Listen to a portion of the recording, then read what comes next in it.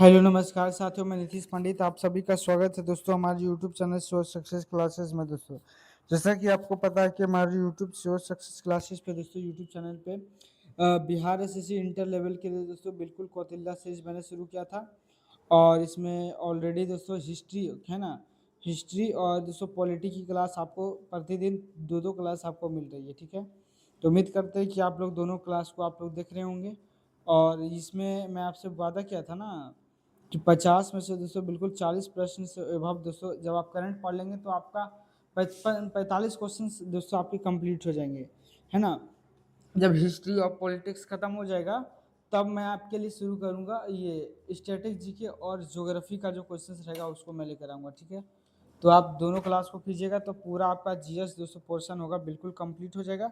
और सबसे ज़्यादा देखो आजकल का जो एग्ज़ाम है उसमें क्या है कि जो स्टैटिक जीके है और जो ये करंट अफेयर का उसका वेटेज दोस्तों बिल्कुल बढ़ता जा रहा है। और हिस्ट्री पॉलिटिक्स से दोस्तों बहुत कम ही क्वेश्चंस आपको देखने को मिलते हैं, है ना। तो ऐसा नहीं है कि नहीं देखने को मिलेगा, मिलेगा, लेकिन दोस्तों आपको पढ़ना सब चीज़ पड़ेगा। लेकिन करंट और स्टैटिक जीके पर दोस्तों आपको ज़्यादा ध्यान देना पड़ेगा। ठीक है, तो क्या शुरू करें आज की क्लास को। मैं पिछली क्लास में कितनी क्लास क्वेश्चंस करा रखा था, तो शायद मैंने 120 क्वेश्चंस दोस्तों आपके कंप्लीट हो चुके थे। मैं 400 450 क्वेश्चंस दोस्तों हर चैप क्लास मतलब हर टॉपिक से मैं करवाऊंगा, हिस्ट्री से भी, पॉलिटिक्स से भी और इकोनॉमिक्स से भी दोस्तों इतना ही। ठीक है, तो बिल्कुल आप लोग बने रहिएगा मेरे साथ। चलिए आज का दोस्तों पहला प्रश्न को हम लोग क्या करते हैं, अगर आप पहली बार इस चैनल पे आए तो बिल्कुल लाइक सब्सक्राइब और कमेंट करना दोस्तों बिल्कुल मत भूलिएगा। ठीक है, तो आपको भैया बिल्कुल। चलो नेक्स्ट क्वेश्चन आते क्वेश्चन पे अपने। ठीक है, देखिए क्या करें, निम्नलिखित में से कौन सबसे प्रसिद्ध एक शासक था जिसे काठियावाड़ में दोस्तों सुदर्शन झील बनवाया था। तो देखो सुदर्शन झील का ये कहाँ है, सुदर्शन झील तो ये वर्तमान में दोस्तों ये गुजरात में पड़ता है। कहाँ वर्तमान में, गुजरात में है, गुजरात गुजरात में दोस्तों सुदर्शन झील है ना, सुदर्शन झील। देखो ऐसा में पता चलता है इसका जो निर्माण कर हुआ था, ये जो निर्माण हुआ था दोस्तों ये ये कौन से काल में, ये मौर्य काल में हुआ था। मौर्य काल में दोस्तों इसका निर्माण हुआ था। और दोस्तों इसका जीर्णोद्धार, जीर्णोद्धार का मतलब होता है जीर्णोद्धार। जीर्णोद्धार किसने कराया था, तो जो है शक राजा, एक शक राजा था जिसका नाम था दोस्तों रुद्रदामन। क्या था, रुद्रदामन था।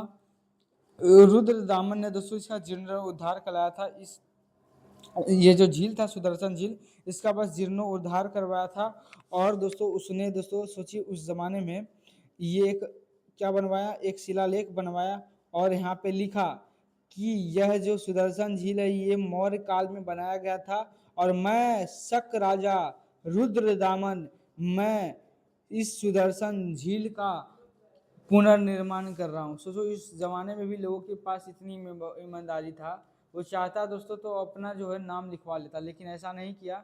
बहुत अच्छा काम किया, इसकी ईमानदारी के लिए दोस्तों सैल्यूट होना चाहिए कि उन्होंने कहा कि ये जो सुदर्शन झील है इसका जो निर्माण करवाया है ये मौर्य काल में किया गया था, बस मैं इसका क्या कर रहा हूँ, जीर्णोद्धार कर रहा हूँ, है ना। उसके बाद भी आप देखिएगा तो ये गुप्त काल में फिर से दोस्तों इसका क्या होता है, जीर्णोद्धार होता है। तो याद रखिएगा। ठीक है, तो कारा निम्नलिखित में से कौन जो सबसे प्रसिद्ध जो दोस्तों शक राजा था जिसने जो काठियावाड़ में सुदर्शन झील का दोस्तों क्या कराया था, जीर्णोद्धार करवाया था, तो वो था रुद्रदामन। कौन था, रुद्रदामन था। मैं आपको इसका इतिहास बता दिया हूँ। ठीक है, शकों के सर्वाधिक प्रसिद्ध राजा, राजा जो है कौन राजा, राजा जो है रुद्रदामन प्रथम या फिर रुद्रदामन प्रथम के विषय में दोस्तों जूनागढ़ अभिलेख से जानकारी मिलती है। जो अभिलेख लिखा वो कहाँ है, तो जूनागढ़ अभिलेख जो है सुदर्शन झील जो है दोस्तों जूनागढ़ में है ना, जूनागढ़ में है। रुद्रदामन जो है दोस्तों ये संस्कृत का बहुत बड़ा प्रेमी था, है ना, संस्कृत का बहुत बड़ा प्रेमी था, संस्कृत भाषा को बहुत अच्छा से जानता था रुद्रदामन।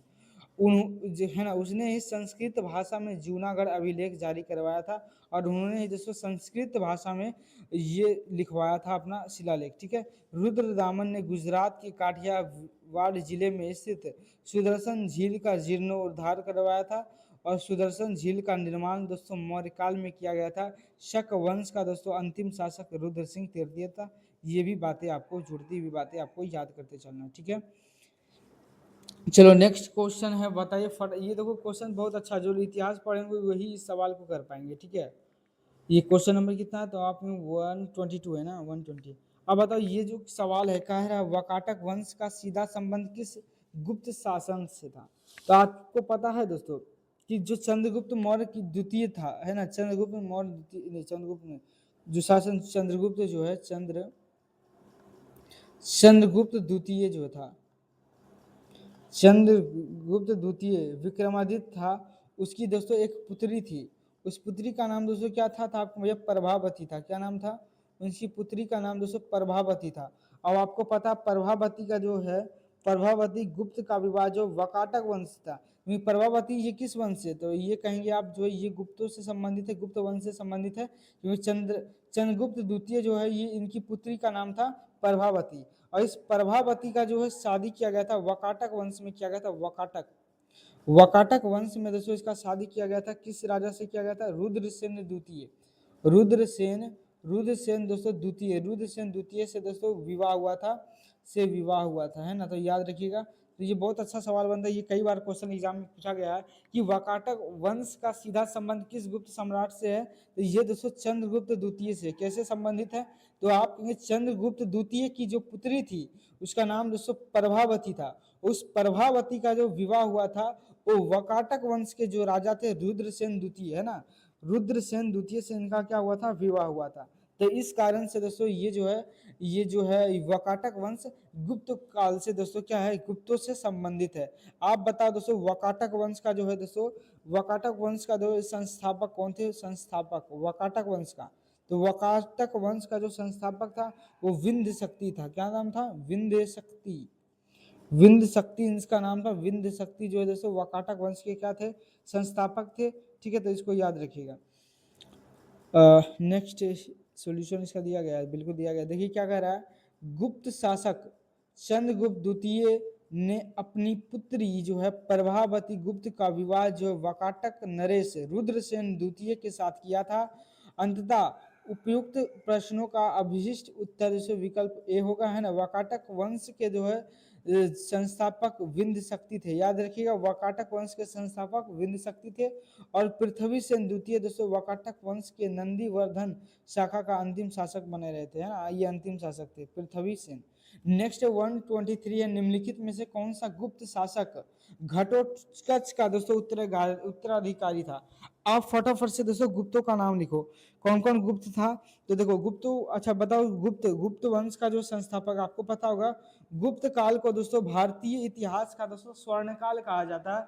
बहुत अच्छा शासन काल रहा था दोस्तों गुप्तों का, है ना। तो गुप्त वंश का जो संस्थापक था दोस्तों वो श्रीगुप्त था। क्या नाम था, श्रीगुप्त, श्रीगुप्त था।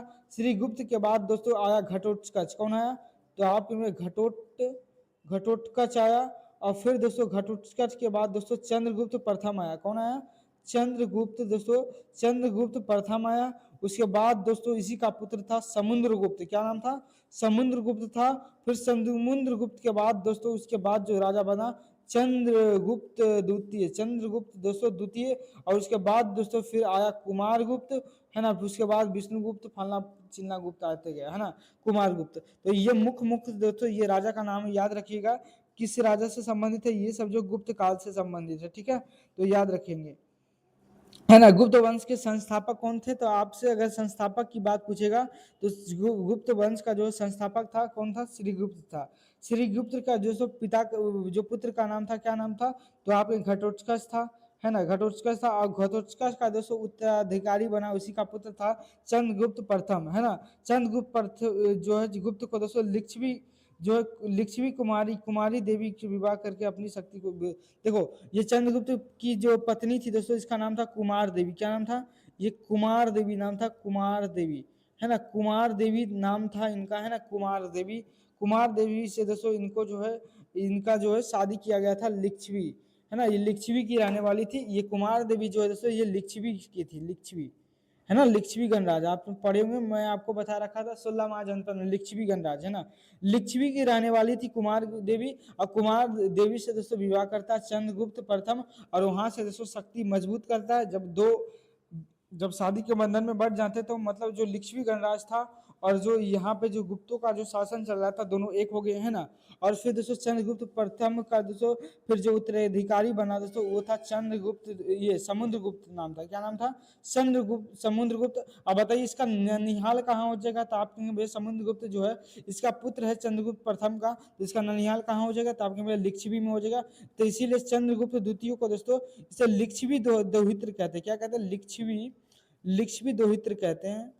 दोहित्र मतलब लिच्छवी का दोस्तों नाती कहा जाता है किसको? समुद्रगुप्त को। अच्छा, समुद्रगुप्त को दोस्तों नेपोलियन कहा जाता है। समुद्रगुप्त को बहुत अच्छा प्रश्न है कि भारत का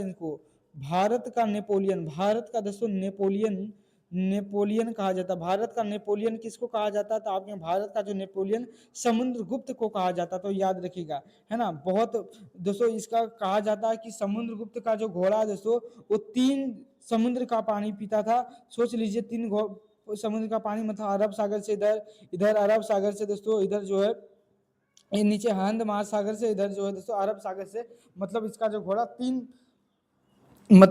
समुद्र से पानी पीता था। इसका मतलब हुआ दोस्तों इसका जो साम्राज्य है पूरे भारत में दोस्तों ये मतलब फैला हुआ था, है ना, समुद्रगुप्त। और समुद्रगुप्त को दोस्तों बीना बजाने का बहुत ज्यादा क्या था? शौक था, है ना। तो याद रखिएगा समुद्रगुप्त से संबंधित। अच्छा, क्वेश्चन क्या पूछा? निम्नलिखित में कौन जो घटोत्कच का उत्तराधिकारी था? तो बताइए घटोत्कच का उत्तराधिकारी कौन था? तो चंद्रगुप्त प्रथम था, चंद्रगुप्त प्रथम। उसके बाद आता है दोस्तों समुद्रगुप्त। समुद्रगुप्त का दोस्तों उत्तराधिकारी बनता है चंद्रगुप्त द्वितीय। उसके बाद दोस्तों कुमारगुप्त आता है। ठीक है, मैं अभी आप बताऊंगा बाद में। गुप्त वंश का संस्थापक श्रीगुप्त थे। कौन थे? श्रीगुप्त, है ना। श्रीगुप्त के जो है पुत्र का नाम घटोत्कच था, और घटोत्कच के पुत्र का नाम दोस्तों चंद्रगुप्त प्रथम था। चंद्रगुप्त प्रथम ही गुप्त शासक घटोत्कच का उत्तराधिकारी बना। चंद्रगुप्त प्रथम की गुप्त वंश के वास्तविक संस्थापक माना जाता है। देखो घटोत्कच जो, देखो यहाँ पे मैंने आपको बता रखा कि जो प्रथम शासक था ये श्रीगुप्त थे। बस ये दोस्तों इतना सामंती जीवन जी रहे थे गुप्त जो काल में जो है ये श्रीगुप्त जो था ये सामंती जीवन अपना जी रहे थे। धीरे धीरे दोस्तों घटोत्कच के बाद जो है जो वास्तविक संस्थापक माना जाता है गुप्त वंश का वो चंद्रगुप्त जो है गुप्त को माना जाता है। ठीक है, तो चंद्रगुप्त प्रथम को गुप्त वंश का वास्तविक संस्थापक माना जाता है। चंद्रगुप्त प्रथम ने जो लिच्छवी की राजकुमारी कुमार देवी से दोस्तों विवाह किया था, और विवाह करके अपनी शक्ति में क्या किया था? वृद्धि किया था। ठीक है, याद रखिएगा। बताओ कौन सा किसके पुत्र और उत्तराधिकारी कुमारगुप्त प्रथम का, है ना, कुमारगुप्त प्रथम का जो है शासनकाल शांति अवस्था और सापेक्षिक निष्क्रियता का काल कहा जाता है। बताओ कौन सा गुप्त जो कुमारगुप्त प्रथम का जो है शासनकाल शांति व्यवस्था, मतलब जो कुमारगुप्त जो है दोस्तों किसका पुत्र है? बताओ फटाफट से कि जो कुमारगुप्त है किसका पुत्र था? तो ये जो अभी मैंने आपको यहाँ पे मैं फिर से लेके चलता हूँ, ये आपको सीक्वेंस याद ही रखना चाहिए। सबसे पहले गुप्तों का पहला राजा क्या याद रखना है? तो आपने श्रीगुप्त के बाद घटोत्कच के बाद दोस्तों चंद्रगुप्त प्रथम के बाद जो है ये चंद्रगुप्त प्रथम के बाद जो है क्या था, कहाँ गया जी, हाँ, चंद्रगुप्त प्रथम के बाद ये है था समुद्रगुप्त के बाद चंद्रगुप्त द्वितीय आया। उसके बाद दोस्तों कुमारगुप्त का शासन आया। ठीक है, तो इसको यहाँ से याद करते चलेगा तो सारा ये यहाँ का ज्यादा चलिए, है ना। तो बता किसका पुत्र था ये? तो बता कुमारगुप्त का प्रथम का दोस्तों शासन काल था, तो वो किसका पुत्र था? तो आपके चंद्रगुप्त प्रथम का पुत्र था। कौन? ये कुमारगुप्त जो चंद्रगुप्त द्वितीय का पुत्र था, है ना, चंद्रगुप्त द्वितीय का पुत्र था, जबकि चंद्रगुप्त प्रथम का पुत्र समुद्रगुप्त था। ठीक है, तो याद रखेंगे चंद्रगुप्त द्वितीय। देखो यहाँ पे भी आंसर भी ऑप्शन नंबर डी बिल्कुल सही है। चंद्रगुप्त द्वितीय का जो पुत्र है कुमारगुप्त प्रथम, जो 415 से 455 तक दोस्तों शासन करता रहा। गुप्त शासन में शासकों में दोस्तों जो कुमारगुप्त प्रथम के समय के दोस्तों जो है सर्वाधिक गुप्त कालीन जो अभिलेख प्राप्त हुए हैं, तथा इनको ही जो है, हाँ देखो कुमारगुप्त ने ही दोस्तों, बहुत इंपॉर्टेंट क्वेश्चन कि कुमारगुप्त ने ही नालंदा विश्वविद्यालय की दोस्तों उसने स्थापना किया था, है ना। नालंदा विश्वविद्यालय को दोस्तों ऑक्सफोर्ड ऑफ द महायान। अब देखो आपको बता रखा था कि जो बौद्ध धर्म जो दोस्तों 2 भागों में बढ़ जाता है, एक महायान शाखा और एक हीनयान शाखा। लेकिन जो नालंदा विश्वविद्यालय था दोस्तों वहाँ पे जो महायान की शिक्षा दी जाती थी, ऐसा नहीं कि धार्मिक शिक्षा, यहाँ पे बहुत आपको पता होगा पूरी दुनिया का पहला हॉस्टल सुविधा देने वाला एक यूनिवर्सिटी था। तो एक मात्र यूनिवर्सिटी था, पूरी दुनिया के लोग यहाँ पढ़ने आते थे, है ना। तो ये था दोस्तों कौन सा? तो आपने नालंदा विश्वविद्यालय, इसे दोस्तों ऑक्सफोर्ड ऑफ द दोस्तों महायान भी कहा जाता है। कुमारगुप्त प्रथम का शासनकाल शांति व्यवस्था और जो है सापेक्षिक निष्क्रियता का काल था, है ना। इसमें कोई लड़ाई झगड़ा दोस्तों इन्होंने नहीं किया था कुमारगुप्त ने, और इन्होंने ही दोस्तों नालंदा विश्वविद्यालय की स्थापना की थी, ठीक है। और आपको पता है ना कि जब मुस्लिम जो शासन क्रांतियों का दोस्तों जब भारत में जब कुतुबुद्दीन ऐबक का दोस्तों जो सेनापति था बख्तियार खिलजी, उस बख्तियार खिलजी ने दोस्तों नालंदा विश्वविद्यालय को ध्वस्त कराया था, आग जला दिया था, है ना। तो सोचो कितना एक व्यक्ति, सोचो कितना वर्ष पहले लगभग 500-600 ईसा पूर्व ईस्वी में इस नालंदा विश्वविद्यालय का दोस्तों जो है इसका निर्माण करवाया गया। और दोस्तों अरबी जो मुसलमान भारत के अंदर आए और उन्होंने दोस्तों बख्तियार खिलजी नामक सेनापति ने दोस्तों ये क्या कर दिया, इसको ध्वस्त करा दिया था, ठीक है। नेक्स्ट याद रखें, शकों पर विजय प्राप्त करने के पश्चात निम्नलिखित में से किसने विक्रमादित्य की उपाधि धारण किया था।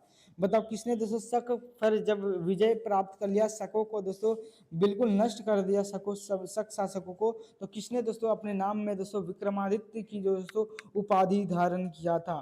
तो वो था दोस्तों चंद्रगुप्त द्वितीय था। कौन था, तो वो दोस्तों चंद्रगुप्त द्वितीय था जिन्होंने दोस्तों विक्रमादित्य की उपाधि धारण किया, ठीक है। देखो शकों पर विजय प्राप्त करने के पश्चात चंद्रगुप्त द्वितीय ने विक्रमादित्य की उपाधि, किसके दोस्तों, विक्रमादित्य की उपाधि धारण किया था। चंद्रगुप्त द्वितीय समुद्रगुप्त के पुत्र थे। समुद्रगुप्त को दोस्तों भारत का नेपोलियन, मैं आपको बता दिया हूँ, समुद्रगुप्त को दोस्तों भारत का नेपोलियन कहा जाता है। समुद्रगुप्त को दोस्तों कविराज, क्योंकि देखो समुद्रगुप्त को जो है दोस्तों ये कविता लिखने का बहुत शौक था, तो इसीलिए दोस्तों इसे कविराज भी कहा जाता है। और इनको दोस्तों वीणा बजाने का भी बहुत ज्यादा शौक मिलता है, क्योंकि इनका एक सिक्का मिला है ना समुद्रगुप्त का। तो एक तरफ तो दोस्तों ये सिक्का है का नंबर्स लिखे गए हैं, और दूसरी तरफ दोस्तों इनको जो है वीणा बजाते हुए दिखाया गया है। इसका यहाँ से साक्ष्य होता है कि ये शायद वीणा बजाने के शौकीन रहे होंगे, कौन, समुद्रगुप्त, है ना। हुंडों के आक्रमण जो है दोस्तों ये स्कंदगुप्त के शासन काल से ही दोस्तों आरंभ हुआ था। हुंडों का आक्रमण, हुंड जो है दोस्तों जब भारत में आक्रमण किए थे तो उस समय गुप्त काल में दोस्तों स्कंदगुप्त का शासन चल रहा था, है ना। फिर विष्णुगुप्त तृतीय गुप्त वंश का दोस्तों अंतिम शासक बनता है। और दोस्तों फहियान एक जो दोस्तों चीनी यात्री था जो गुप्त चंद्रगुप्त द्वितीय के शासन काल में, बहुत इंपॉर्टेंट क्वेश्चन दोस्तों ये पूछेगा, बताओ फहियान किसके दरबार में आया था। तो फहियान जो है दोस्तों ये आया था चंद्रगुप्त द्वितीय के दरबार में आया था, ठीक है। और इन्होंने दोस्तों घुमा पूरे भारत को। नेक्स्ट है सती प्रथा का प्रथम, आप समझते होंगे ना सती प्रथा। सती प्रथा जब दोस्तों किसी व्यक्ति का पति मर जाता था तो उस महिला जो उसकी पत्नी होती थी उसको भी जिंदा अग्नि में दोस्तों जलाया जाता था। ये भारत की दोस्तों ये कुरीतियां थी, है ना। जो सबसे पहले देखो प्राचीन काल में दोस्तों जो हम सिंधु घाटी सभ्यता की बात करें या फिर अगर हम ये वैदिक काल में आते हैं तो वैदिक काल में भी दोस्तों ऐसी सती प्रथा जैसी कुरीतियां नहीं थी। लेकिन बाद में दोस्तों जब गुप्त काल में जब हमें ऐसा साक्ष्य मिलता है गुप्त काल से कि यहीं से दोस्तों यहाँ पे से गुप्त काल से ही दोस्तों क्या होता है सती प्रथा का साक्ष्य देखने को मिलता है ना। तो प्रथम दोस्तों ये जो है प्रथम जो अभिलेख उदाहरण किस काल के हैं, तो देखो याद रखना कि जो है ना एरन अभिलेख है ना, एरन अभिलेख है भानुगुप्त का, किसका दोस्तों, गुप्त शासक भानुगुप्त का। भानुगुप्त का दोस्तों एरन अभिलेख मिलता है, एरन अभिलेख। एरन अभिलेख से दोस्तों हमें सबसे पहले जो है सती प्रथा का उल्लेख मिलता है। तो किस काल से संबंधित है भानुगुप्त, तो आपके भैया ये गुप्तों से संबंधित है। तो भानुगुप्त जो है ये है एरन, इनके जो है भानुगुप्त का एरन अभिलेख से दोस्तों ये 510 ईसा पूर्व, कब 510 ईसा पूर्व में दोस्तों इस अभिलेख को लिखा गया था। यहीं से दोस्तों सबसे पहले जो है ये सती प्रथा का उल्लेख मिलता है, ठीक है। चंद्रगुप्त में गुप्त काल में स्त्रियों की दशा में पहले से अपेक्षा गिरावट हुई। सती प्रथा का प्रथम अभिलेख ये प्रमाण गुप्त काल में जो भानुगुप्त के दोस्तों एरन अभिलेख से मिलता है। यह अभिलेख दोस्तों मध्य प्रदेश में स्थित है, एरन अभिलेख, ठीक है, याद रखिएगा। यहीं से दोस्तों सबसे पहले सती प्रथा का दोस्तों साक्ष्य मिलता है, ठीक है, गुप्त काल से ही। नेक्स्ट है प्राचीन भारत के किस कवि ने मेघदूत की रचना की थी। अब बता भाई इसका जो कौन सा एग्जाम नहीं है जिससे कालिदास से क्वेश्चन आए। देखो मेघदूत, मेघदूत हो गया दोस्तों अभिज्ञान संकुल, अभिज्ञान संकुलतनम, कैसे कहते हैं, अभिज्ञान संकुलतनम, शाकुल अभिज्ञान संकुलतम, ठीक है। उसके बाद दोस्तों इनकी एक पुस्तक विक्रमोर्वंशियम, विक्रमांक ना विक्रमांक, ये वाला पुस्तक दोस्तों। और एक है मालविका अग्निमित्रम, है ना, मालविका मालविका अग्निमित्रम, मालविका अग्निमित्रम दोस्तों। इसमें प्रेम कथा है ना, मालविका अग्निमित्रम। और इनकी फेमस पुस्तक दोस्तों, इनकी और एक फेमस पुस्तक लिखेंगे मेघदूतम। तो दोस्तों ये लिखा गया है ना। एक है दोस्तों कुमार संभव, एक इनकी पुस्तक है दोस्तों कुमार संभव, कुमार संभव, कुमार संभव। और एक दोस्तों मेघदूतम। एक है दोस्तों ऋतु संहार, ऋतु है ना, ऋतु संहार, ऋतु संहार। ये सब जितने भी पुस्तक है दोस्तों, ये जो है किसकी है, तो आपके ये सब जो पुस्तक है ये कालिदास की पुस्तक है, कालिदास की। तो ये इनकी फेमस फेमस मेघदूतम हो गया, है ना, और मेघदूतम हो गया, और जो है अभिज्ञान शकुंतलम हो गया, विक्रमांक शिवम हो गया, और ये कुमार संभव, और दोस्तों ऋतु संहार। ये सब जो पुस्तक है ये कालिदास की पुस्तक है, ठीक है। तो याद रखिए कालिदास का पुस्तक है, कालिदास की प्रमुख पुस्तकें दोस्तों मैंने आपको लिखवा दिया, ठीक है। नेक्स्ट है कह दिल्ली के प्रसिद्ध लौ स्तंभ का निर्माण किस वंश के शासकों ने करवाया था। ये जो दिल्ली का जो दोस्तों फेमस जो स्तंभ है लोहे का, वो किस वंश द्वारा बनवाया गया था। ऑप्शन नंबर ए है गुप्तों द्वारा, बी में पल्लवों द्वारा, सी में है मौर्यों के द्वारा, और जो है डी में है ये जो है पुष्पभूतियों द्वारा। तो इसका राइट आंसर क्या होगा। तो देखो जो दिल्ली का जो है प्रसिद्ध जो लौ स्तंभ है, यह जो है महरौली गांव में दोस्तों ये निर्मित है। और ये जो है ये किस काल से संबंधित है, ये गुप्तों द्वारा दोस्तों लौह स्तंभ बनवाया गया था, गुप्तों के द्वारा।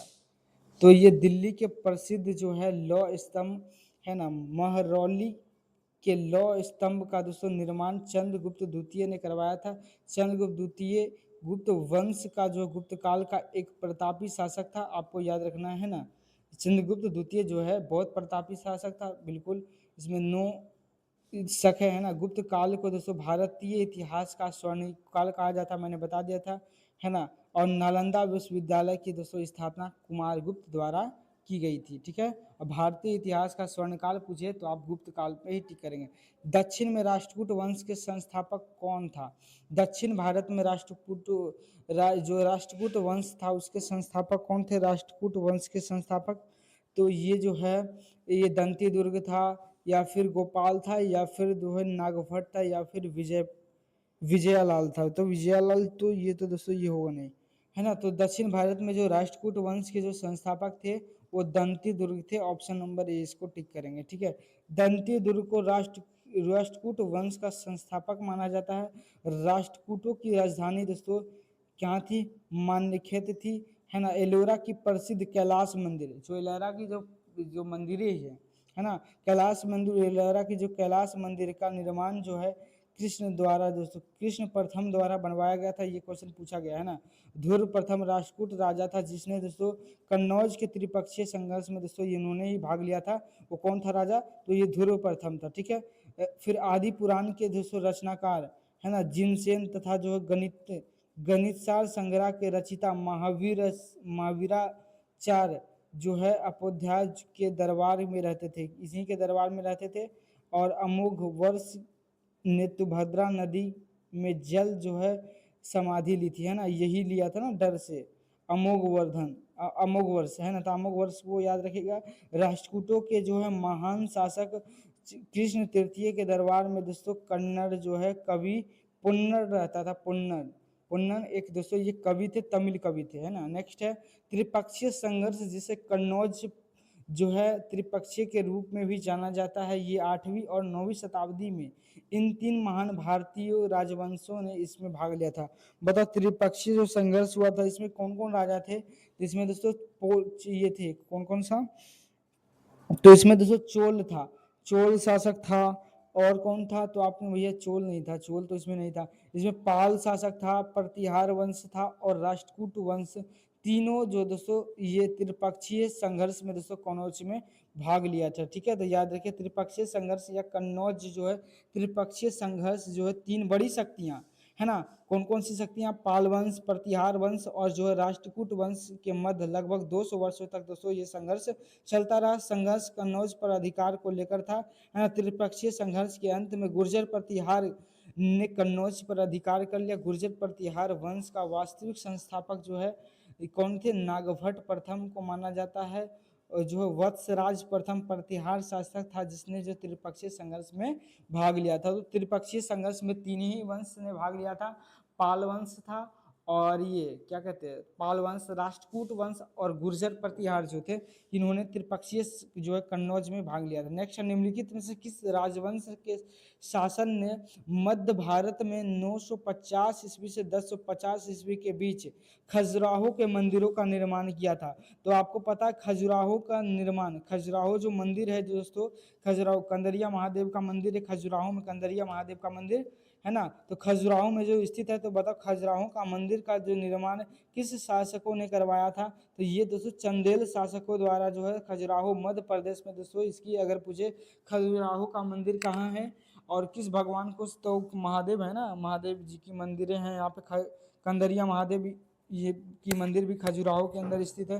तो ये जो है दोस्तों मध्य प्रदेश के अंदर है, इसका जो निर्माण है चंदेल शासकों ने करवाया था। ठीक है, मध्य प्रदेश में स्थित खजुराहो के मंदिरों का निर्माण चंदेल शासकों ने 950 से 1050 ईस्वी के मध्य में करवाया था। खजुराहो समूह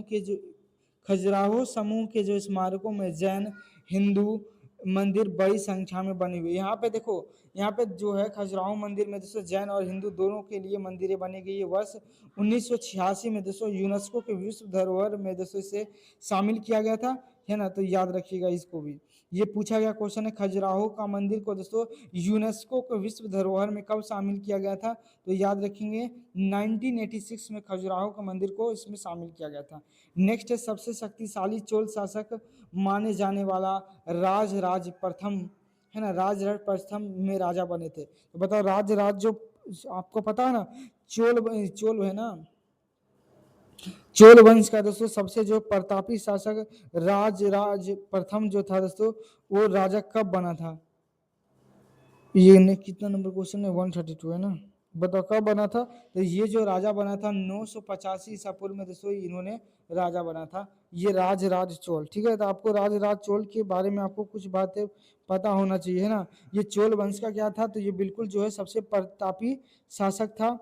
ठीक है, तो इसको बारे में कुछ देख लेते हैं, कुछ लिखा गया है तो ठीक है, चलिए लिखा गया है, देखो यहाँ कह रहा चोल वंश के सबसे प्रतापी राजा राजराज प्रथम थे। चोल शक्ति का जो है है ना, पुनः जो है दोस्तों जीर्णोद्धार राजराज प्रथम ने दोस्तों 1985 में, है ना, राजा बनने के बाद हुआ था। राज प्रथम ने दोस्तों मुमडिकी चोल, है ना, मुमडिकी चोल देव की उपाधि धारण किया था। राजराज प्रथम ने दोस्तों राज राजेश्वर मंदिर, है ना, कौन सा मंदिर? राज राजेश्वर मंदिर का निर्माण करवाया था। यह मंदिर जो है दोस्तों ये तंजौर, जिसे तंजावुर कहते हैं, ये तमिलनाडु के अंदर स्थित है। इसको क्या कहते हैं, किस नाम से? तो राज राजेश्वर मंदिर कहते हैं ना, बृहदेश्वर का मंदिर भी इसको कहते हैं। इन्होंने राजराज प्रथम ने दोस्तों इसको बनवाया था, बहुत विशाल मंदिर है। नेक्स्ट है कह चोल साम्राज्य में निम्नलिखित में से किस कर की वसूली नगद रूप में ना करके जबरन श्रम के रूप में दोस्तों की जाती थी चोल वंश में? तो दोस्तों एक जो वेट्टी नाम का, क्या वेट्टी नामक का दोस्तों एक कर था जो जबरन दोस्तों चोल वंश में कराया जाता। ठीक है, तो याद रखिएगा चोल साम्राज्य में वेट्टी कर की वसूली नगद रूप में ना करके दोस्तों वो जबरन श्रम करने में की जाती थी। इस वेट्टी कर के उल्लेख चोल शिलालेखों से मिलता है। चोल साम्राज्य का आज जो है दोस्तों मुख्य साधन भूमि कर था, है ना। वहाँ पे तो खनिज व्यवस्था दक्षिण भारत में तो है लेकिन उतना ज्यादा नहीं है ना। तो कर चोल वंश के, क्या चोल वंश के जो संस्थापक कौन थे? तो याद रखेंगे चोल वंश के संस्थापक विजयलाल थे, है ना। नटराज प्रतिमा, ये चोल संस्कृति के दोस्तों उत्कृष्ट रचना है ना। नटराज आप लोग बताइए जो नटराज भगवान है दोस्तों ये किस भगवान को समर्पित दिखाते हैं? तो ये जो नटराज है ये शंकर भगवान दोस्तों, वो शंकर भगवान जो तांडव करते हुए नजर आते हैं किस पे? तो जो नटराज जो मंदिर होता है ना, नटराज मंदिर में। चोल साम्राज्य को जो है तमिल संस्कृति का स्वर्ण युग कहा जाता है, याद रखिएगा। चोल साम्राज्य का, जो चोल साम्राज्य था, जो डायनेस्टी थी चोल डायनेस्टी, वो जो चोला डायनेस्टी थी वो जो है उसे दक्षिण भारत या फिर इसको कह सकते हैं तमिल संस्कृति का क्या था? स्वर्ण काल था। जिस तरीके से दोस्तों गुप्त काल जो भारतीय इतिहास का स्वर्ण युग माना जाता है, उसी तमिल साहित्य में दोस्तों तमिल भाषा के रूप जो भाषाभाषी क्षेत्र है उसमें जो चोला वंश है वो बिल्कुल उसको स्वर्ण काल के रूप में माना जाता है। चोल साम्राज्य अपनी शक्तिशाली जो है नौसेना के लिए क्या था? प्रसिद्ध था। ठीक है, नेक्स्ट है 134 क्वेश्चन है, निम्नलिखित में से किस वंश के शासकों ने चोल के साथ अपनी व्यापार को मुक्त कराने के लिए मालवा पर दोस्तों आक्रमण किया था? ऑप्शन नंबर ए है मालवा, बी में है राष्ट्रकूटों ने, सी में है चालुक्यों ने, डी में दोस्तों जो है कौन सा चोल वंश है? तो बताओ किसने किया था मालवा पे अधिकार? तो दोस्तों इन्होंने क्या था, ये चोल शासकों ने दोस्तों है ना, चोल शासक राजेंद्र प्रथम ने दक्षिणी पूर्वी एशिया पर दोस्तों सैन्य अभियान किया था। उसने दोस्तों मलाया, जावा, सुमात्रा में दोस्तों स्थित महान सैलैंड शासकों को भी क्या किया था? ये आक्रमण किया था। ठीक है, और ये बात याद रखिएगा, निम्नलिखित में कौन शासक थे चोल, है ना? चीन के साथ अपने व्यापार को मुक्त कराने के लिए दोस्तों जो मलाया पर आक्रमण किया था वो था दोस्तों चाल, मालवा पड़ते थे उस समय। कोई बात नहीं, यहाँ पे अच्छे से पढ़िएगा। चोल साम्राज्य राजेंद्र प्रथम ने दोस्तों दक्षिणी पूर्वी एशिया में सैन्य अभियान किया था। उसने मलाया, जावा, सुमात्रा, ये सब दोस्तों इंडोनेशिया का द्वीप है ना, यादी में स्थापित महान जो शैलेंद्र शासक था दोस्तों उस पर आक्रमण किया था, है ना। तो चोल साम्राज्य था दोस्तों जिन्होंने चीन पर दोस्तों और ये जो इधर जो था ना इंडोनेशिया वगैरह पे दोस्तों उन्होंने आक्रमण किया था शैलेंद्र शासक पर। ठीक है, नेक्स्ट है संगम कवियों में एक जो तमिल शब्द जो है मुनवेदार की चर्चा मिलती है, इसका अर्थ क्या होता है? तीन मुखिया होता है, इसका जो अर्थ होता है दोस्तों तीन मुखिया होता है। आपको पता है ना कि जो संगम काल था दोस्तों, संगम काल में दोस्तों तीन वंश को पढ़ा जाता है, तीन तीन चीजों को पढ़ा जाता है। एक पांड्य वंश पढ़ना पड़ता है, एक दोस्तों चोला साम्राज्य पढ़ना पड़ता है, और एक दोस्तों केरल पुत्र जिसको क्या कहते हैं, तीन है ना, पांड्य वंश है और चोल वंश है और चेर वंश। चेर वंश तीनों दोस्तों तीन वंश की बात की जाती है संगम काल में। तो संगम काल में दोस्तों तीनों है ना, तो इसीलिए संगम कवियों के एक तमिल शब्द जो है दोस्तों कौन सा मुनवेदार की चर्चा मिलती है, इसका मतलब तीन मुखिया इसका अर्थ होता है। ठीक है, तो संगम काल में तीन है ना, मुनवेदार शब्द का अर्थ होता है तीन मुखिया। इससे तमिल शब्द का उपयोग तीन जो है राजवंशों के लिए किया गया था। कौन कौन सा? तो पांड्य वंश, चोल वंश और जो चेर वंश। ये अलग है, चोल अलग है, चेर वंश अलग है। ठीक है, ऐसा नहीं कि एक ही समझ लेना। नेक्स्ट है दक्षिण भारत में मंदिरों के जो है प्रांगण में जो बने ऊंचे दीवार होते हैं उसको क्या कहा जाता है? दक्षिण भारत के संबंध में कहा गया, दक्षिण भारत के जो मंदिरें होती है कि उसके प्रांगण में जो ऊंचे ऊंचे दोस्तों क्या होते हैं, वो जो ऊंचे ऊंचे दीवार होते हैं उसे क्या कहा जाता है? ऑप्शन में विमान कहा जाता है, गोपुरम कहा जाता है, सी में है अर्धमंडल कहा जाता है, या फिर जो मंडप कहा जाता है। तो उसको दोस्तों विमान कहा जाता है, जो गुम्बद जैसे बड़ा होता है ना। ये दक्षिण भारत की जो मंदिरें होती है वहाँ पे जो प्रांगण होता है दोस्तों उसकी जो ऊंचे ऊंचे दीवारें होती है उसको क्या कहा जाता है? विमान कहा जाता है। ठीक है, तो दक्षिण भारत के जो मंदिरों का जो विकास द्रविड़ शैली में, आपको पता है ना उत्तर भारत की जो मंदिरें होती है, उत्तर भारत का अगर देखें तो उत्तर भारत की जो मंदिरें होती है वो नागर शैली में बनी गई है। किस शैली में बनी हुई है? नागर शैली में। और दोस्तों जो दक्षिण भारत की जो मंदिरें हैं ये द्रविड़ शैली के अंदर बनी गई है, द्रविड़ शैली और नागर शैली। और दोस्तों द्रविड़ शैली का दोस्तों जो मिश्रण है वो मथुरा शैली कहलाता है, शायद मथुरा शैली कहलाता है दोस्तों, तो याद रखिएगा। ठीक है ना, द्रविड़ शैली में मंदिरों के प्रांगण में बने ऊंचे प्रवेश जो है द्वारों को दोस्तों गोपुरम कहा जाता है। जो प्रवेश द्वार होता है उस मंदिरों का जो प्रांगण का जो ऊंचे भव्य, देखो यहाँ पे फिर से मैं पता, द्रविड़ शैली के मंदिरों के जो प्रांगण में बने ऊंचे प्रवेश द्वार को, जो प्रवेश वाला द्वार होता है मंदिरों का, उसे दोस्तों गोपुरम गोपुरम कहा जाता है। इस शैली में मंदिरों को जो सो गर्भगृह के ऊपर बने हुए मंजिलों को या जो मुख्य जो शिखर होता है उसे विमान कहा जाता है। जो ऊंचे ऊंचे मंदिर का जो दीवार होता है उसको क्या कहा जाता है, विमान कहा जाता है। नेक्स्ट है वो कहा जाता है दक्षिण भारत के मंदिरों के लिए। नेक्स्ट है कह रहा चोल चेर और जो पांड्य राजवंश भारत के किस प्राचीन काल के शासन थे। ऑप्शन नंबर है महाजनपद काल के हैं, बिल्कुल गलत। क्या ये गुप्तों के काल के हैं, नहीं। क्या ये जो है मौर्य काल के, नहीं। ये जो तीनों कहलाता है चोल वंश, चेर वंश और जो पांड्य वंश है ये संगम काल कहलाता है। ठीक है, नेक्स्ट याद रखिएगा। चोर चेल और जो पांड्य राजवंश जो है भारत के संगम काल के शासक है।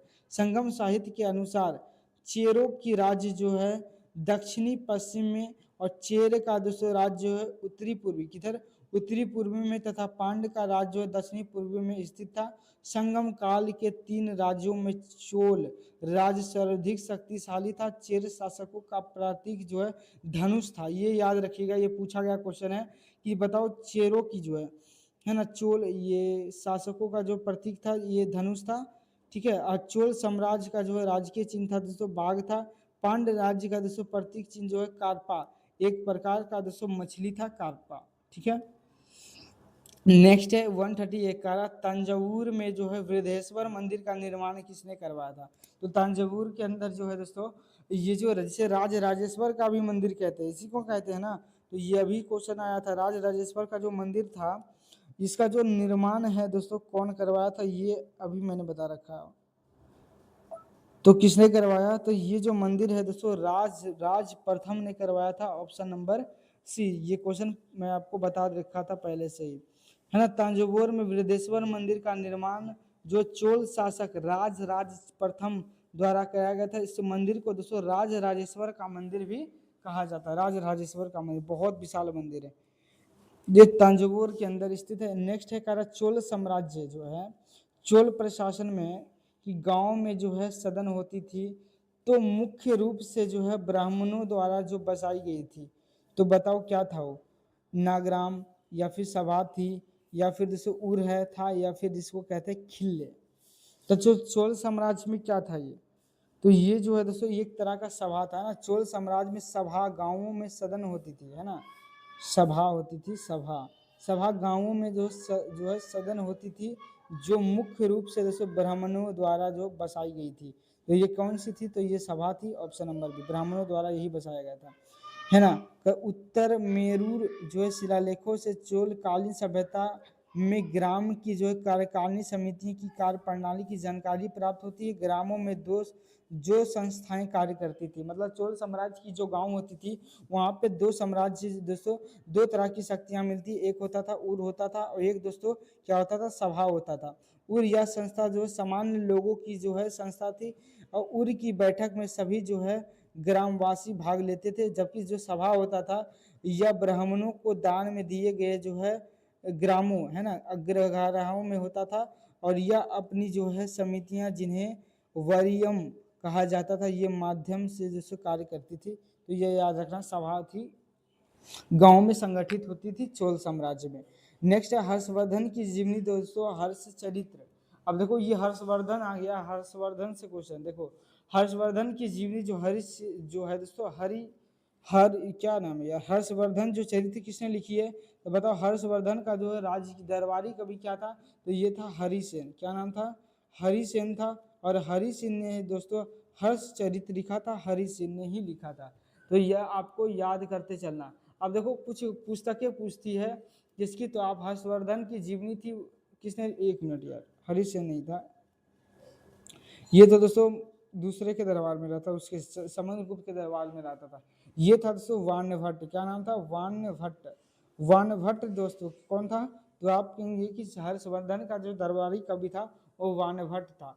और वाण्यभट्ट था, है ना, उन्होंने ही दोस्तों हर्षचरित नामक पुस्तक लिखी थी।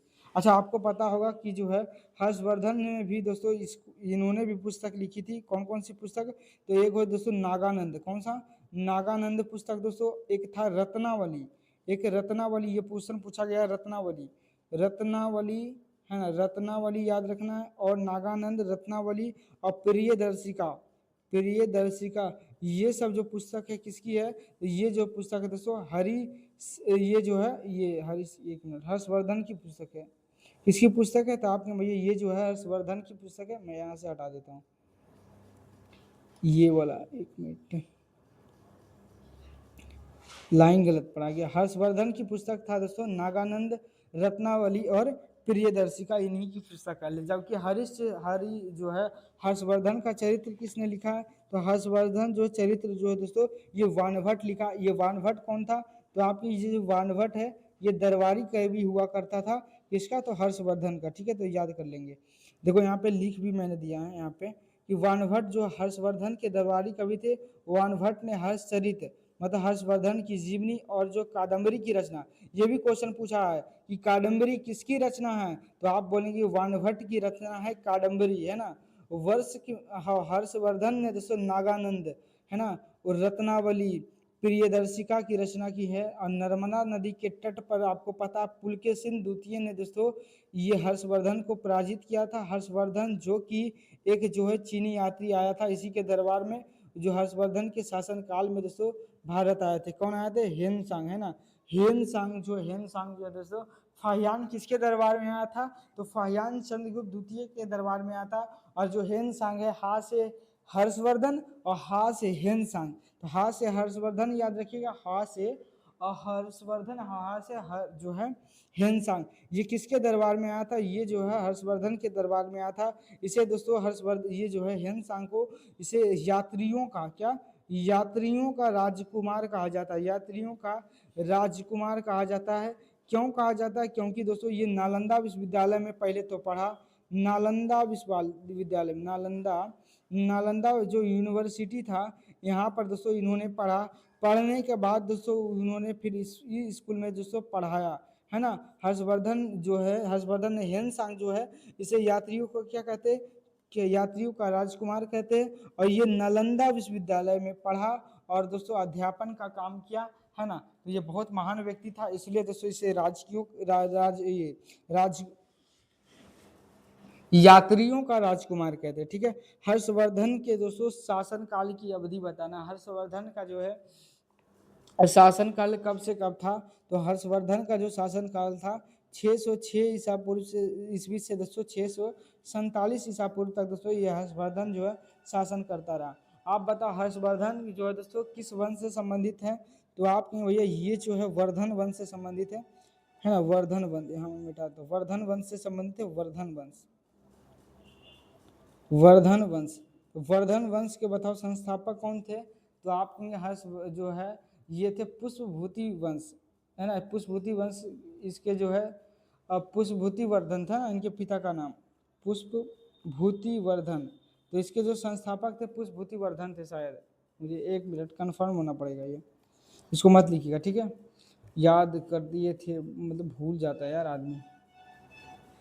अच्छा देखो कहा जाता है ऐसा कि जो हर्षवर्धन के ही शासन काल में दोस्तों कुंभ का मेला, क्या कुंभ का जो मेला लगता है दोस्तों ये इसी के शासन काल से दोस्तों शुरू किया गया था। ठीक है, याद रखिएगा। राज्यवर्धन है ना, राज्यवर्धन पुष्पभूति वर्धन वंश के शासक, है ना। की मृत्यु जो 606 में हुआ था, किसकी मृत्यु? तो आपने राज्यवर्धन की, है ना। इसका साथ भाई था राज्यवर्धन। और हर्षवर्धन दोस्तों 16 वर्ष की आयु में दोस्तों राजा बने थे, मात्र 16 वर्ष के। हर्षवर्धन ने दोस्तों गौड़ शासक जो शशांक की को पराजित कर कन्नौज पर अधिकार कर लिया था। ठीक है, हर्षवर्धन के काल में दोस्तों भारत आए जो है हेन सांग को दोस्तों यात्रियों का राजकुमार कहा जाता है। वर्तमान में जो है इसे शाकमणि भी कहा जाता है। और कुंभ मेले की शुरुआत दोस्तों हर्षवर्धन के शासन काल से ही मानी जाती है। इसका शासन काल याद रखिएगा 6 से 647 तक दोस्तों हर्षवर्धन जो है कन्नौज पर शासन करता। नेक्स्ट है 142 है ना, 142 नेक्स्ट है ना। कर हर्षवर्धन के शासन काल में किस चीनी यात्री ने भारत आया था? तो अभी मैंने बताया हर्षवर्धन के शासन काल में हा से हर्षवर्धन, हा से ह्वेनसांग, कौन था? हा से जो है ह्वेनसांग दोस्तों ये जो है ये भारत आया था हर्षवर्धन के काल में। फाहियान किसके दरबार में आया था? तो फाहियान जो है ये चंद्रगुप्त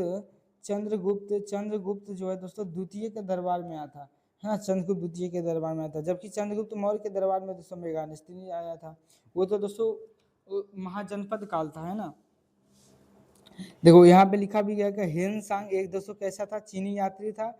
हर्षवर्धन के शासनकाल में भारत आया था। इसका जो मुख्य उद्देश्य था नालंदा विश्वविद्यालय से ज्ञान प्राप्त करना और बौद्ध साहित्य का इकट्ठा किया था। और हेनसांग को यात्रियों का दोस्तों राजकुमार कहते हैं, यात्रियों का राजकुमार कहते हैं। इसने अपनी यात्राओं तथा भारत का वर्णन अपने दोस्तों ग्रंथों, इसकी जो पुस्तक थी सी यू की है ना, इनका पुस्तक का नाम क्या था, सी यू की था हेनसांग का। नेक्स्ट है कह रहा प्रसिद्ध कवि, क्या प्रसिद्ध कवि और नाटककार राजशेखर जो है निम्नलिखित में से किस प्रतिहार राजा के दरबार में रहते थे। तो ये जो है दोस्तों ये याद रखिएगा, ये जो कौन सा नाटककार था, तो ये जो है राजशेखरन। तो ये राजशेखरन जो है दोस्तों ये महेंद्र पाल प्रथम के दरबार में रहा करता था, महेंद्र पाल है ना। प्रसिद्ध कवि और नाटककार राजशेखरन जो है प्रतिहार शासक महेंद्र पाल के सभा में निवास करते थे। इन्हें प्रतिहार शासक महिपाल प्रथम ने भी दोस्तों शरण दिया था। नाटककार राजशेखरन ने निम्नलिखित नाटकों की रचना की है, जैसे दोस्तों बाल रामायण, किस पे बाल रामायण है, भुवन कोश है दोस्तों, और है विध्वंसल मंजलिका है, कर्पूरंजलि है, फिर काव्य जो है मीमांसा है, हरिव्यास है। प्रतिहार वंश का दोस्तों अंतिम राजा कौन था, तो आपने यशपाल था, ये प्रतिहार वंश का अंतिम शासक। नेक्स्ट है अरब यात्री जो है सुलेमान किस शताब्दी के मध्य में भारत आया था। तो बताओ सुलेमान जो है ये अरब का व्यक्ति था, ये कब आया था भारत के अंदर, 15वीं शताब्दी, 11वीं, 9वीं शताब्दी और दोस्तों 6ठी शताब्दी। तो ये जो है दोस्तों 9वीं शताब्दी में दोस्तों ये भारत आया था सुलेमान, ठीक है। सुलेमान मूल रूप से दोस्तों ये ईरानी था, है ना, ये ईरानी था। ये मेहरभूज के बरुआ कहकर दोस्तों कहा था, ये अलग बातें हैं, इतना ज़्यादा इसमें पढ़ने की जरूरत नहीं, ठीक है। नेक्स्ट है निम्नलिखित में से किस विश्वविद्यालय की स्थापना पाल शासकों ने की थी। अब बताओ बताओ कि जो है कौन सा ऐसा विश्वविद्यालय जिसका जो है निर्माण पाल शासकों ने करवाया था। देखो पाल शासकों ने जो कौन सा विश्वविद्यालय था, ये विक्रमशिला विश्वविद्यालय जो है, ये विक्रमशिला जो विश्वविद्यालय का जो है स्थापना दोस्तों किसने किया था, तो विक्रमशिला विश्वविद्यालय की स्थापना ये जो है पाल शासकों ने किया था। और कौन किया था पाल शासकों में, तो जो दोस्तों धर्मपाल था, धर्मपाल ने दोस्तों विक्रमशिला विश्वविद्यालय की स्थापना की थी, ठीक है। देखो लिखा भी है यहाँ पे ना, विक्रमशिला विश्वविद्यालय की जो स्थापना है, ये स्थापना पाल वंश के शासक धर्मपाल ने की थी। यह विश्वविद्यालय बिहार के दोस्तों भागलपुर में स्थित है। पाल वंश के संस्थापक गोपाल थे। गोपाल ने दोस्तों उदंतपुरी, है ना, गोपाल ने दोस्तों कौन सी, गोपाल याद रखिए गोपाल के बारे में भी, ठीक है। तो गोपाल ने दोस्तों उदंतपुरी में एक दोस्तों मठ का निर्माण कराया था। पाल शासक धर्मपाल जो है उत्तरापथ जो है स्वामी की उपाधि धारण किया था, क्या, उत्तरापथ स्वामिनी का उपाधि धारण किया था किसने, तो आपने पाल शासकों ने। नेक्स्ट है विजयनगर साम्राज्य के संस्थापक निम्नलिखित में से किस राजवंश से थे। आप बताओ विजयनगर साम्राज्य के संस्थापक कौन थे, तो आप हरिहर एवं दोस्तों बुक्का, हरिहर एवं बुक्का ने दोस्तों ये विजयनगर साम्राज्य की स्थापना की थी। और ये दोस्तों किस वंश से थे, तो ये दोस्तों ये जो है काकटिया वंश के से संबंध रखते थे। किस वंश से संबंधित थे, तो ये जो काकटिया वंश से संबंधित थे, ठीक है। तो याद रखेंगे ऑप्शन नंबर इसका बी राइट आंसर होगा। बताओ आप लोग दोस्तों हरिहर और बुक्का जो है कब इसकी स्थापना की थी, स्थापना की दिन विजयनगर साम्राज्य की, तो 1336 ईस्वी में दोस्तों हरिहर और बुक्का ने किया था। नेक्स्ट है विजयनगर साम्राज्य की स्थापना हरिहर एवं बुक्का नामक दो भाइयों ने मिलकर, ये दोनों भाई था, 1336 ईस्वी में किया था।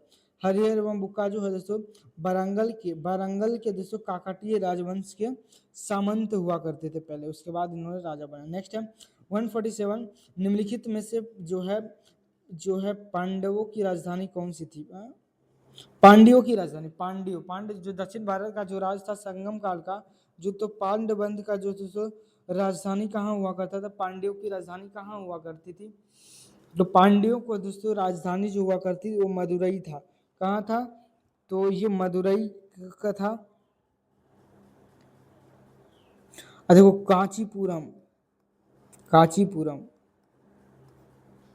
कांचीपुरम किसकी राजधानी, तब याद रखेंगे पल्लवों की राजधानी कहाँ थी, तो पल्लवों की राजधानी दोस्तों पल्लवों की राजधानी कांचीपुरम थी, है ना।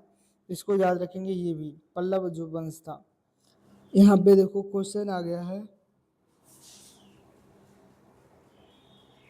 पांड्य की राजधानी मदुरई थी, कांचीपुरम पल्लवों की राजधानी थी, पुहार चोली की समुद्र तटीय राजधानी थी। ठीक है, नेक्स्ट है 148 नंबर में स्थित गणेश रथ मंदिर सबसे जो है बेहतरीन एकात्मक मंदिरों में से एक है। ये बताओ कहाँ है? नागपुर बी में है। सोमनाथ का मंदिर का बात हो रहा, महाबलीपुरम है।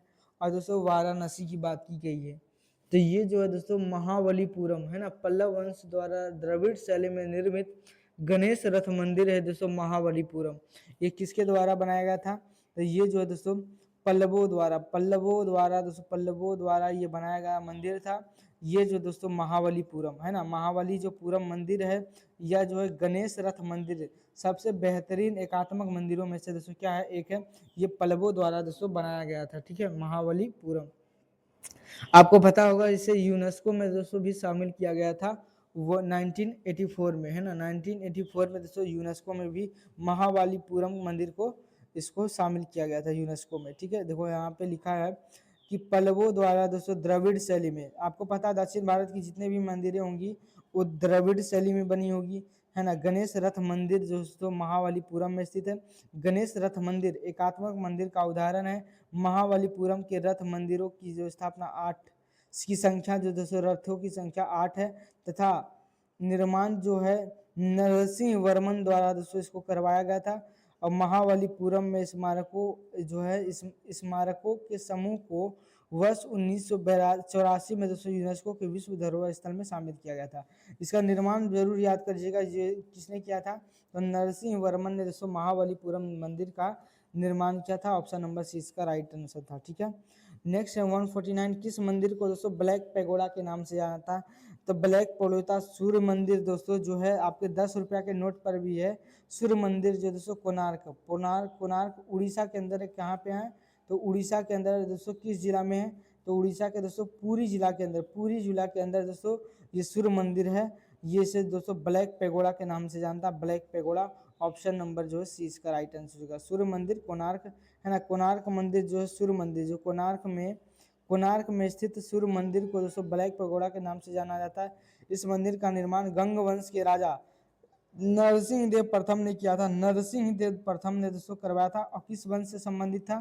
तो आपके गंग वंश के राजा थे। गंग वंश के राजा नरसिंह देव प्रथम ने दोस्तों इसे बनवाया था। इसे भी दोस्तों 1984 में से कोणार्क के सूर्य मंदिर को दोस्तों जो है यूनेस्को के विश्व धरोहर सूची में से शामिल किया गया। यह मंदिर उड़ीसा के दोस्तों पुरी जिले के अंदर स्थित है। तो याद रखिएगा, सबसे पहले ये तो आपको कोणार्क मंदिर भी तो याद होगा, फिर भी इसका संस्थापक जरूर याद रखिएगा, किस वंश ने इसका स्थापना किया था। जैसे यहाँ पे सूर्य मंदिर का जो निर्माण किया नरसिंह देव प्रथम ने करवाया था, ये जो गंग वंश का संस्थापक था। ठीक है, और आज का दोस्तों बिल्कुल आखिरी प्रश्न है, निम्नलिखित में से पल्लवों की राजधानी कौन सी थी? Option number A Aihole, B में दोस्तों रायचूर द्वाब, सी में पुहार और डी में है दोस्तों कांचीपुरम। तो बताओ पल्लवों की जो राजधानी हुआ करती थी, पल्लव राजवंशों की, उसकी राजधानी कहाँ थी? तो पल्लवों की दोस्तों राजधानी हुआ करती थी कांचीपुरम हुआ करती थी, कांचीपुरम। ठीक है, तो याद रखें पल्लवों की राजधानी कांचीपुरम थी। और दोस्तों जो है पल्लव वंश का याद रखेंगे, पल्लव जो है पल्लव वंश के दोस्तों संस्थापक है कौन है? पल्लव वंश के संस्थापक दोस्तों कौन है? तो आपके भैया सिंह विष्णु। कौन है? तो सी विष्णु दोस्तों, सी विष्णु जो है पल्लवों के क्या है? संस्थापक है। ठीक है, इस वंश का अंतिम शासक दोस्तों जो अपराजित वर्मन था। कांचीपुरम को दोस्तों कैलाशनाथ मंदिर पल्लव साम्राज्य की उत्सव शैली। ठीक है, इसको याद रखेंगे। देखो यहाँ पे लिखा हुआ भी है, आप इसको एक बार पढ़ लें। कह रहा है पल्लवों की जो राजधानी कांचीपुरम थी, पल्लव वंश की स्थापना दोस्तों सी विष्णु ने की थी। इस वंश का अंतिम महत्वपूर्ण शासक दोस्तों अपराजित वर्मन। कौन सा? अपराजित वर्मन था। कांचीपुरम को दोस्तों कैलाशनाथ मंदिर पल्लव साम्राज्य की उत्कृष्ट रचना है। इस मंदिरों का निर्माण नरसिंह वर्मन द्वितीय पल्लव राजा ने करवाया था, है ना। पल्लव राजा दो नरसिंह वर्मन प्रथम ने चालुक्य शासक पुलकेशिन द्वितीय को दोस्तों पराजित किया था। और जो है उन्होंने वातापी कोड की दोस्तों उपाधि धारण की थी, है ना। ये आपको मैं पढ़ाऊंगा अगली क्लास में, ये ऐसे पढ़ लेंगे। है। तमिलनाडु में दोस्तों स्थित शोर मंदिर का निर्माण जो पल्लव राजा नरसिंह वर्मन द्वितीय द्वारा ही कराया गया था। तो याद रखेंगे बिल्कुल दोस्तों, उम्मीद करते हैं आपको बिल्कुल अच्छे तरीके से आप याद करके आएंगे इस चैप्टर को। ये जो दोस्तों ये लगभग प्राचीन भारत दोस्तों अब खत्म ही होने वाला है, ठीक है। तो अगर ये वीडियो आपको पसंद आया हो तो लाइक सब्सक्राइब जरूर कीजिएगा। मिलेंगे नेक्स्ट क्लास में, तब तक के लिए जय हिंद, ठीक है, नमस्कार।